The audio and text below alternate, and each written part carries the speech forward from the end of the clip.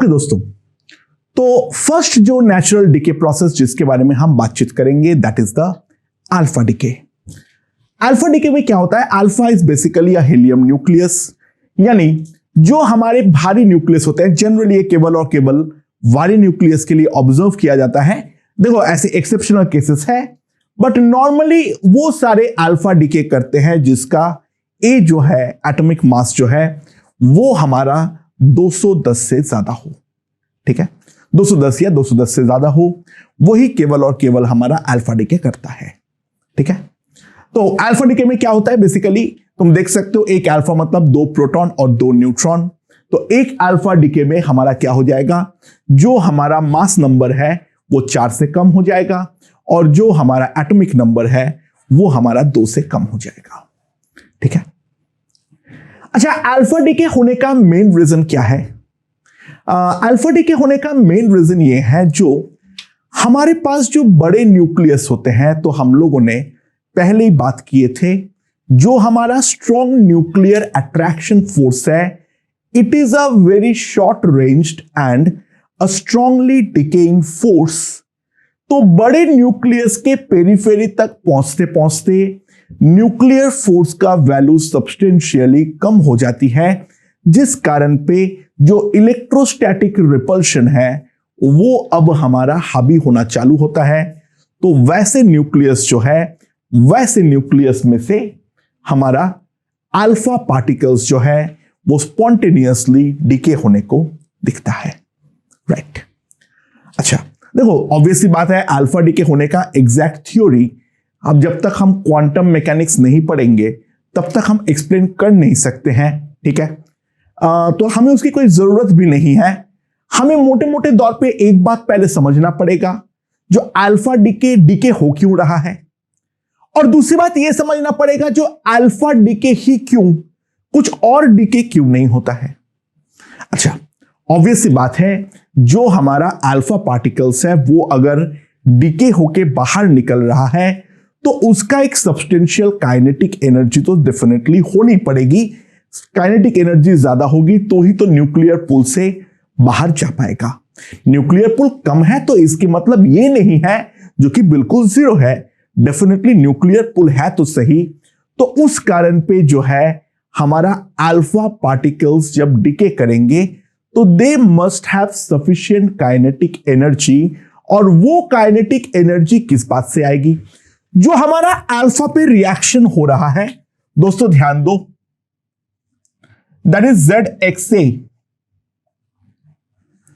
ये हमारा alpha decay करते हुए A-4 में कन्वर्ट होगा, +2 He4। नाउ ध्यान देना, जो हमारे छोटे पार्टिकल्स हैं उसके अंदर जो हमारा अल्फा पार्टिकल यानी 2He4 का binding energy per nucleon has an exceptionally high value of nearly around 7। ठीक है, जबकि हम देख सकते हैं जो हमारा नॉर्मल प्रोटॉन है उसका बाइंडिंग एनर्जी पर न्यूक्लियन तो 0 होती है। ठीक है, तो ऑब्वियस सी बात है, हीलियम यानी ये वाला न्यूक्लियस बनने पर जितना ज्यादा फायदा होगा, ये वाला रिएक्शन उतना आसानी से होने वाला है। मेरे ख्याल से ये चीज हमें समझ में आ गई है। जितना ज्यादा एनर्जी इस पर रिलीज होगी हीलियम का न्यूक्लियस बनने पर, ऑब्वियस सी बात है ये वाला रिएक्शन होना भी उतना ज्यादा आसान हो जाएगा। हाँ, ऑब्वियस सी बात है इसका साइज छोटा हो रहा है तो न्यूक्लियर पुल बेटर काम कर पा रहा है, तो डेफिनेट सी बात है उसका फायदा तो है ही है। बट साथ ही साथ अगर रिएक्शन में हीलियम का काइनेटिक एनर्जी ज्यादा चाहिए तो बेसिकली हमें वो पार्टिकल निकालनी जरूरी है जो जिसका हमारा बाइंडिंग एनर्जी पर न्यूक्लियन काफी हाई हो। एंड नॉर्मली देखा गया है जो स्मॉल पार्टिकल्स है उसके अंदर helium has an exceptionally high binding energy per nucleon. That is the reason number 1। पुराना थ्योरी तो यही कहता है, पर जो मॉडर्न थ्योरी है वो इस बात को कंप्लीटली नकारता है और ये बोलता है जो तुम जिसको न्यूक्लियस देख रहे हो वो न्यूक्लियस के अंदर alpha particles due to its high binding energy per nucleon, दो प्रोटॉन दो न्यूट्रॉन में इंटरेक्शन जो होती है वो बहुत अच्छी होती है।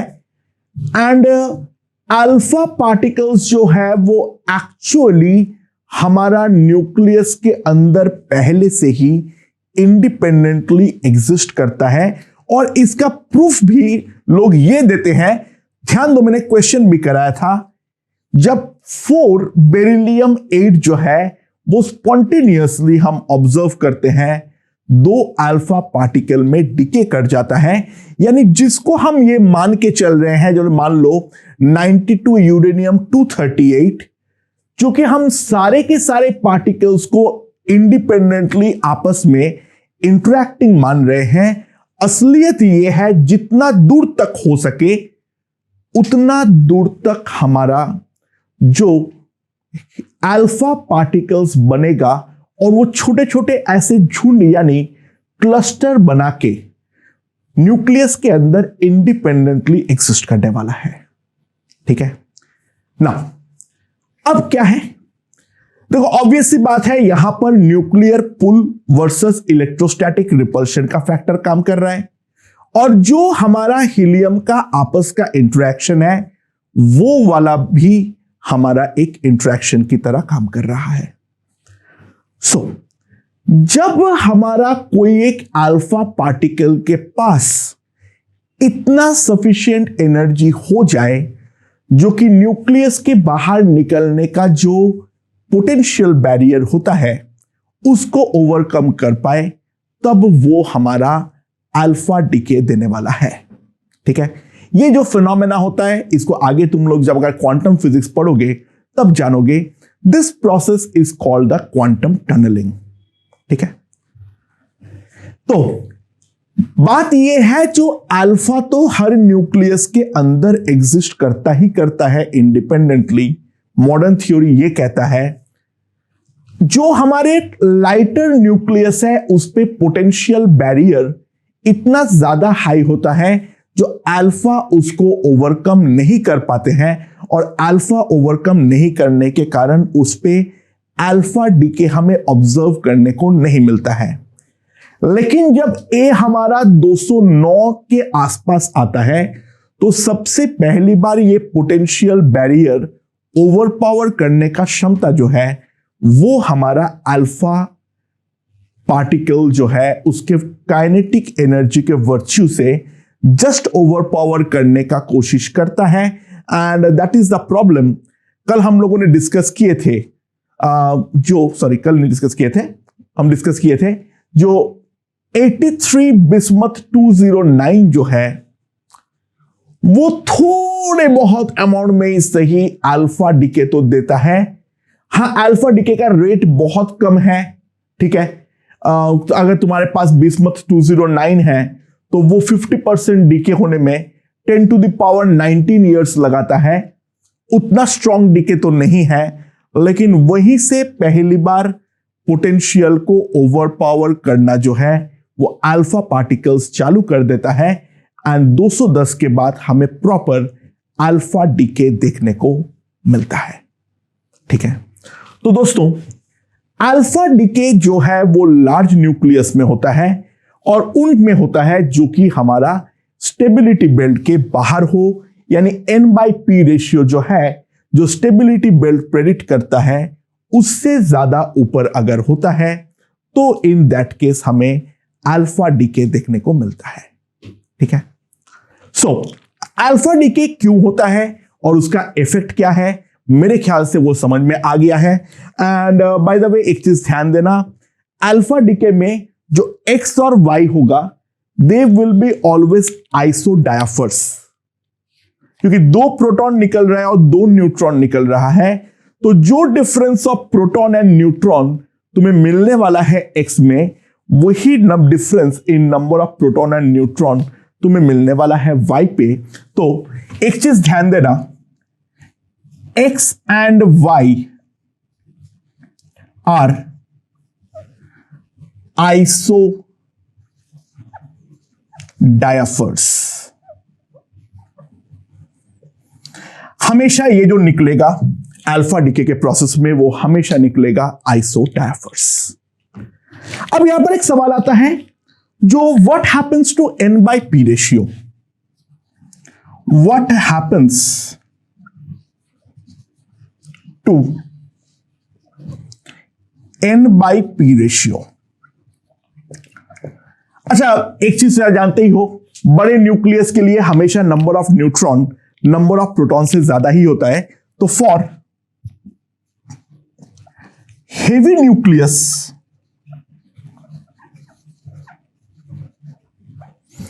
N by P रेशियो, ठीक है, इज ग्रेटर देन 1, तो दैट सिंपली इंप्लाइज जो A होगा वो हमारा 2Z से तो हमेशा ही बड़ा होगा। पहले ये वाले बात को हम समझने का ट्राई करें। A का जो वैल्यू होगा वो हमेशा हमारा 2/2Z से तो डेफिनेटली बड़ा होगा। अच्छा, N by P का इनिशियल वैल्यू क्या आती है? N by P रेशियो का इनिशियल वैल्यू क्या आती है? दोस्तों ध्यान दो, that is nothing but A minus Z by Z, और N by P का फाइनल वैल्यू क्या होती है? A minus 4 minus Z minus 2 by Z minus 2। So obvious सी बात है,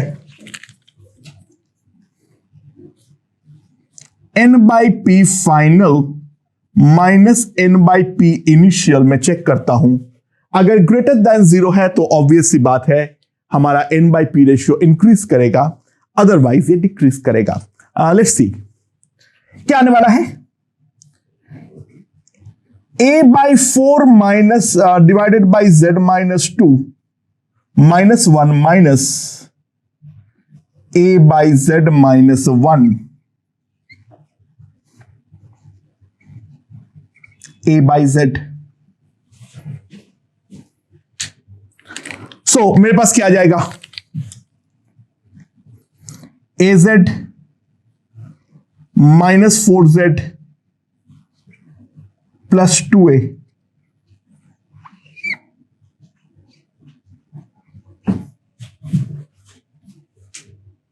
एंड नाउ यहां पर ध्यान दो, AZ गॉन, तो मेरे पास आ जाएगा 2 times A minus 2Z by Z into Z minus 2, और हम लोगों ने पहले ही बात किए थे A ग्रेटर देन 2Z, तो ऑब्वियस सी बात है this is greater than 0।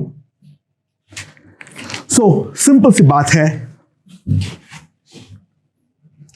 Due to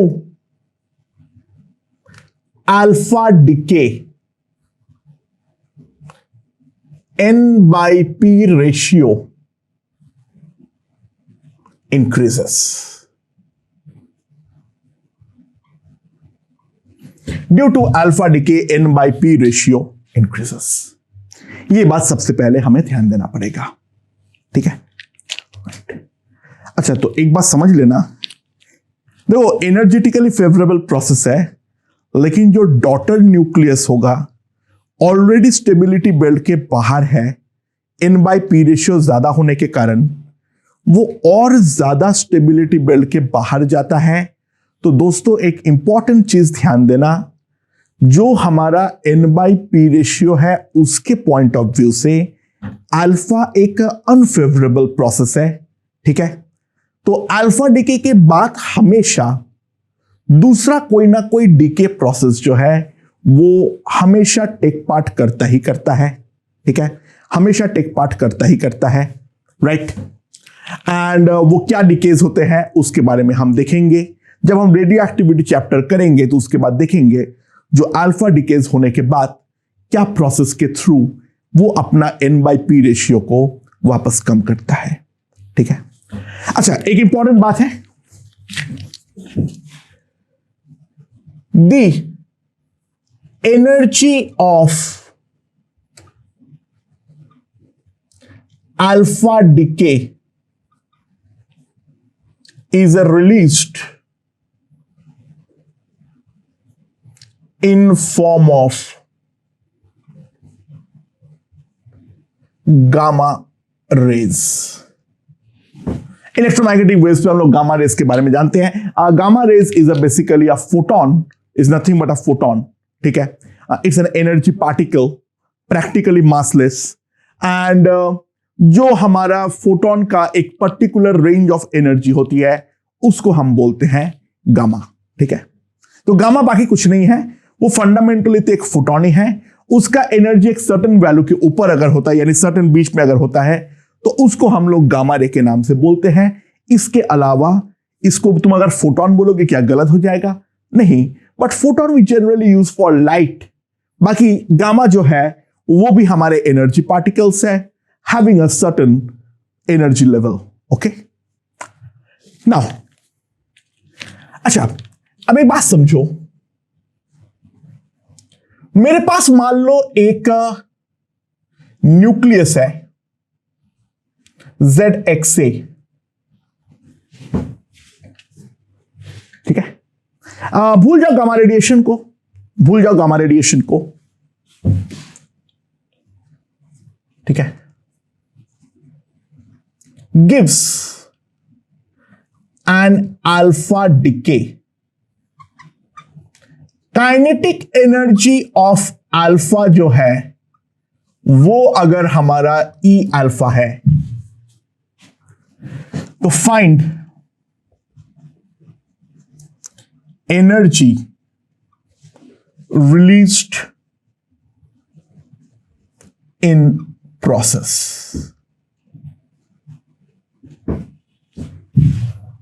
इस प्रोसेस में कितना एनर्जी जो है वो हमारी रिलीज होने वाली है. ठीक है, जो भी एनर्जी है वो प्योरली काइनेटिक के फॉर्म में है. ये न्यूक्लियस जो है वो हमारा फ्री स्पेस में है और किसी के साथ बिल्कुल भी इंटरैक्ट नहीं कर रहा है. अच्छा, तो ऑब्वियस सी बात है, यहां पर गोली की तरह अगर अल्फा हमारा निकलता है तो न्यूक्लियस जो है वो डेफिनेटली हमारा रिकॉइल तो करेगा ही करेगा. So after decay nucleus will recoil.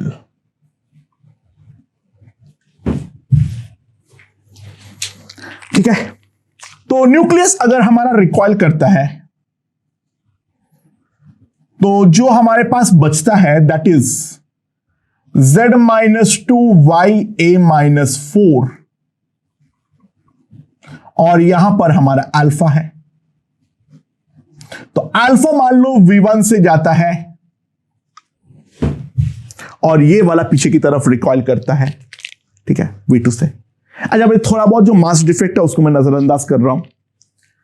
तो ऑब्वियसली बात है, अल्फा का मास को अगर मैं 4m बोलता हूं तो इसका मास है A-4 इंटू m. ठीक है, सो ऑब्वियसली बात है, कंजर्वेशन ऑफ लीनियर मोमेंटम से मैं लिख सकता हूं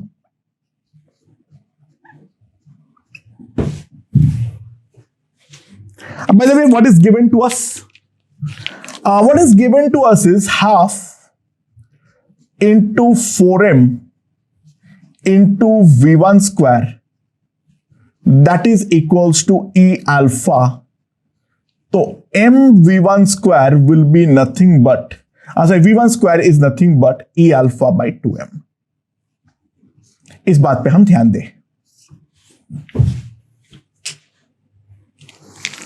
ठीक है, अच्छा यहां पर mm कट कर दो तो मेरे पास V2 का जो वैल्यू आएगी that will B 4V1 by A-4. ठीक है, तो ऑब्वियसली बात है, काइनेटिक एनर्जी जो है इसके पास भी तो डेफिनेटली होगा ही होगा. राइट, सो ध्यान देना यहां पर, इसका है V2, इसका है V1, तो टोटल जो हमारा काइनेटिक एनर्जी होगी that will be half into A-4m into V2 square plus E alpha. जो अल्फा का काइनेटिक एनर्जी है, and this comes out to be equals to half a minus 4/2 m। v2 square को मैं क्या लिख सकता हूं, 16v1 square by a minus 4 का whole square plus e alpha. So that will be equals to 8m v1 square by a minus 4 plus e alpha. Now 2m v1 square जो है that is equals to e alpha, तो obvious सी बात है ये हमारे पास आ जाएगा 4 into e alpha by a minus 4 plus e alpha. तो जो हमारा काइनेटिक एनर्जी आ जाएगी, इसको अगर मैं करता हूं तो that will come out to be a by a minus 4 into e alpha.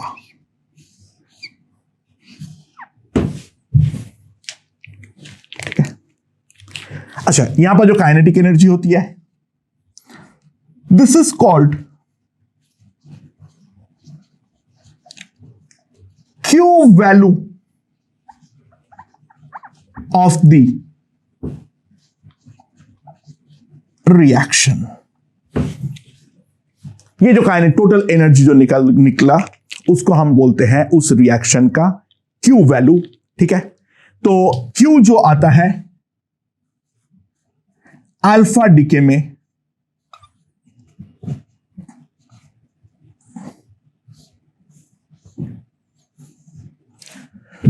a by a minus 4 into e alpha. अच्छा, Q अगर ग्रेटर देन 0 होता है तो उसको हम बोलते हैं एक्सोर्जेनिक,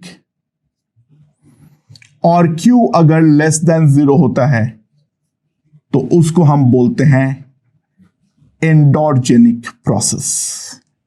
Q अगर ग्रेटर देन 0 है तो उसको हम बोलते हैं एक्सोर्जेनिक, और Q अगर लेस देन 0 होता है तो उसको हम बोलते हैं एंडोजेनिक प्रोसेस। तो मोटे मोटे तौर पे अल्फा डीके के बारे में जो भी बातचीत हमें करनी थी वो सारे के सारे हम लोग यहां पर समाप्त कर लेते हैं। ओके।